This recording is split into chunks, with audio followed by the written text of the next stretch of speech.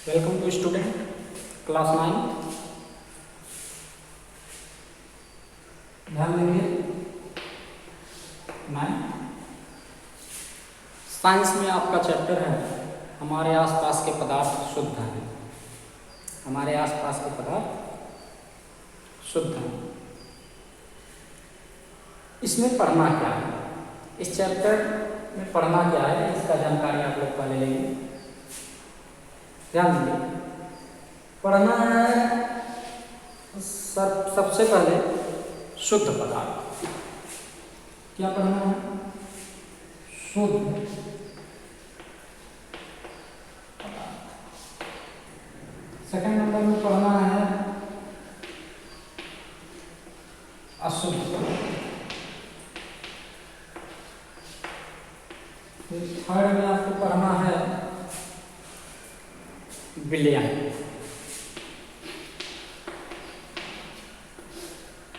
ध्यान दें, विलयन। दूसरा पढ़ना है कोलाइड विलयन। कोलाइड विलयन। पांचवा आपको पढ़ना है निलंबन। छठवां आपको पढ़ना है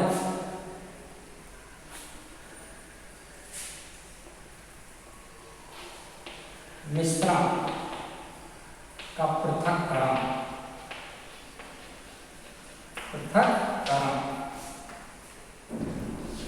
और सातवां आपको पढ़ना है भौतिक तथा रासायनिक परिवर्तन। भौतिक तथा रासायनिक परिवर्तन। हमारे आसपास के पदार्थ शुद्ध हैं। Second chapter science ninth class. First है आपको पढ़ना है शुद्ध पदार्थ, अशुद्ध पदार्थ, विलयन, कोलाइड विलयन, निलंबन, मिश्रण का पृथक्करण, भौतिक तथा रासायनिक परिवर्तन। तो आइए देखते हैं चैप्टर के बारे में क्या है, कैसे है। फर्स्ट टॉपिक है प्योर मैटर। फर्स्ट टॉपिक क्या है? शुद्ध पदार्थ, प्योर मैटर। शुद्ध पदार्थ वे पदार्थ जिनका रासायनिक संगठन निश्चित और स्थिर होता है। वे पदार्थ जिनका रासायनिक संगठन निश्चित और स्थिर होता है उसे हम प्योर मैटर यानी शुद्ध पदार्थ कहते हैं। अब नंबर आता है रासायनिक संगठन निश्चित और स्थिर क्या है। जैसे लिखा है H2, क्या है? H2। अब H2O में देखेंगे परमाणु दो हैं और प्रत्येक परमाणु का परमाणु भार 1। तो दो परमाणु है तो दोनों का परमाणु भार कितना है? 2। और ऑक्सीजन का परमाणु भार 16। इसको कट करेंगे 2 1 जा 2, 2 8 जा 60, तो आ जाएगा 1:8। यानी जल है तो जल में हाइड्रोजन और ऑक्सीजन का जो भारानुपात होगा वह 1:8 का होगा। अब जल चाहे जो जल हो उसमें सब में H2O क्या है? भारानुपात 1:8 ही है। तो यह क्या है? रासायनिक रूप से इसका रासायनिक संगठन निश्चित और स्थिर है, इसे हम बदल नहीं सकते। क्लियर? तो इस प्रकार H2O क्या हुआ? शुद्ध पदार्थ हुआ। तो शुद्ध पदार्थ क्या है? वे पदार्थ जिनका रासायनिक संगठन निश्चित और स्थिर होता है उसे हम प्योर मैटर कहते हैं, शुद्ध पदार्थ कहते हैं। ध्यान दें, अब शुद्ध पदार्थ में क्या आते हैं? तत्व। क्या आते हैं? तत्व मीन्स एलिमेंट। और दूसरा है यौगिक। दूसरा क्या है? यौगिक। यौगिक मीन्स क्या है? कंपाउंड।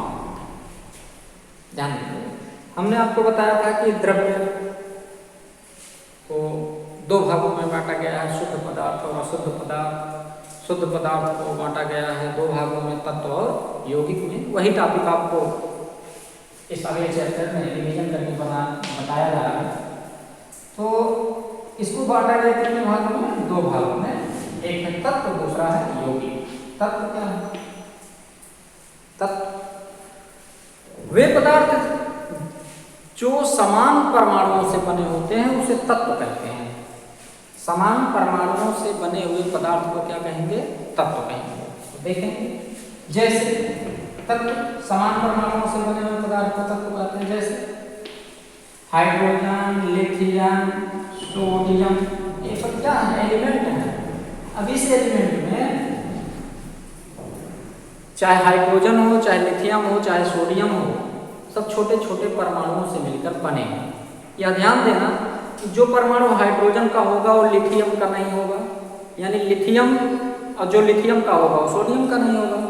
तो लिथियम का परमाणु भाग जो होगा वो हाइड्रोजन का नहीं होगा, यानी एक समान इक्वल एटम से मिलकर क्या बने हैं? हाइड्रोजन, लिथियम, सोडियम, यानी समान परमाणुओं से बने हुए पदार्थ को क्या कहते हैं?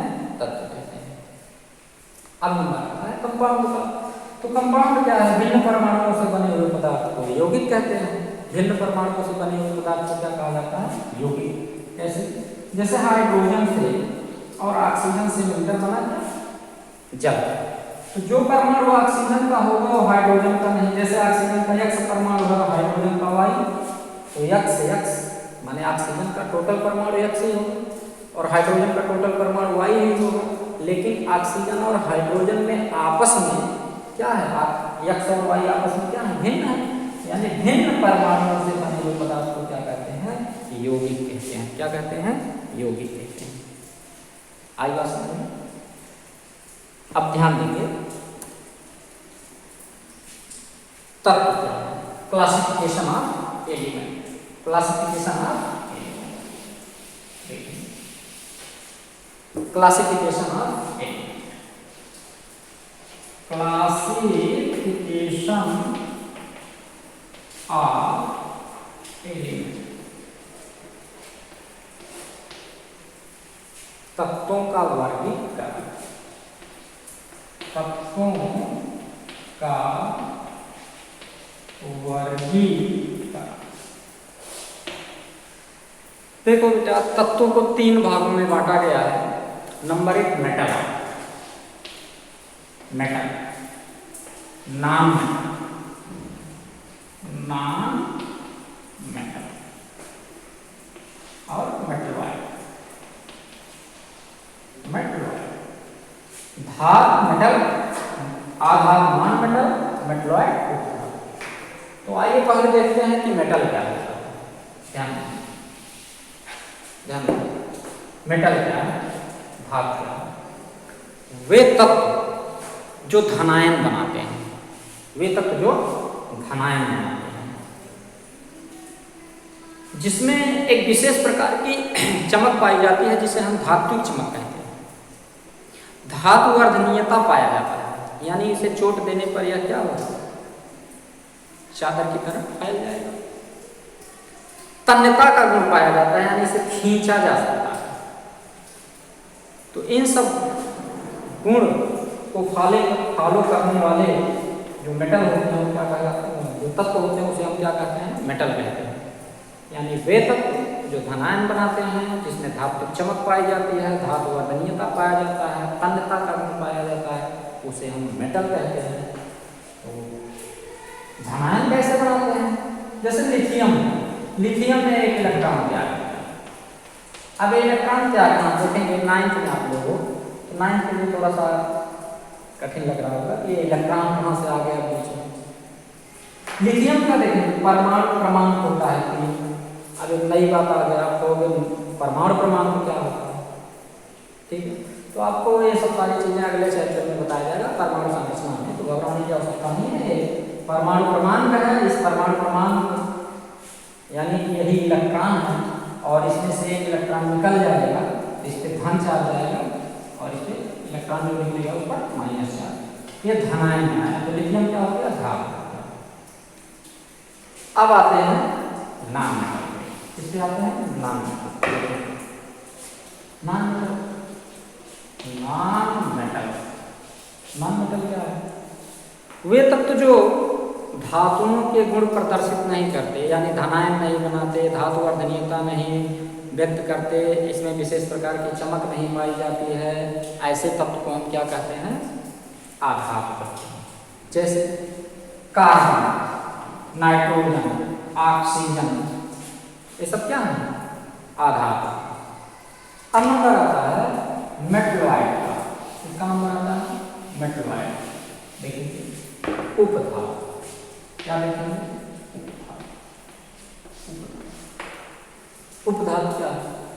वे तत्व जो धातु और अधातु दोनों के गुण व्यक्त करते हैं उसे हम मेटलॉइड कहते हैं। जैसे आर्सेनिक, इसका नाम क्या है? आर्सेनिक। Sp एंटीमनी, इसका क्या नाम है? एंटीमनी, एंटीमनी, इसका क्या नाम है? आर्सेन, क्या नाम है? आर्सेन। आगे बात सुनो, तो ये रहे आधात। अब ध्यान दिया जाए,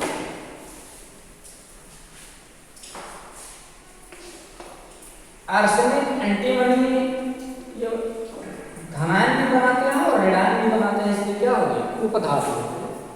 अब हम आपको बताएंगे क्या? यौगिक। क्या बताएंगे?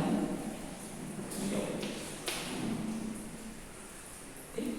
तो यौगिक पहले भी आपको बता दिया गया है कि भिन्न परमाणुओं से बने हुए पदार्थ को क्या कहते हैं?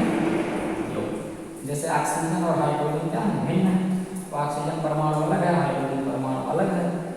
ठीक है, तो कल से आपको देखेंगे विलयन। क्या देखेंगे? सॉल्यूशन। ओके।